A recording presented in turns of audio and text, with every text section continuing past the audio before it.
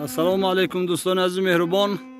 این تراکتوری که شما میبینید در اکران تراکتوری فروشی هست. مرحمت برای کسی که لازم باشد رقم های تلفنش در این روی اکران ما وجود دارد. مرحمت زنگ زنید و بهترین تراکتور هست، با او گفتگو کنید و سودای خود را بین یکدیگر حل و فصل کنید.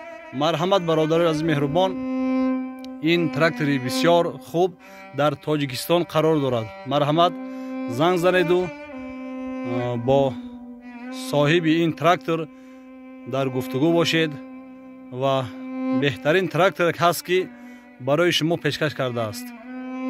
باقی سربلند و خانه آباد باشید. مرحمت دوستان عزیز. آهن به هزار تافتن زر نشود، صد نامه برد زاغ کبوتر نشود.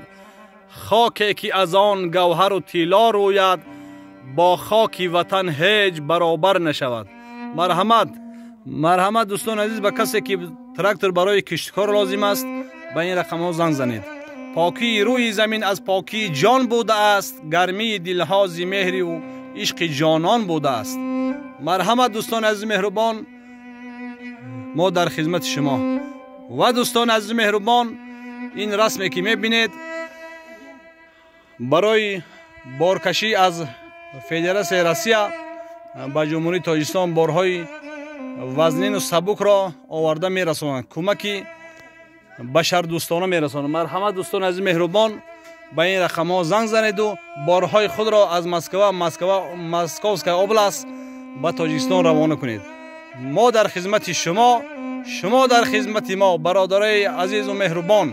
مرحمت به این رقم ها در تماس باشید. شرکت علی باس، سلامت باشید.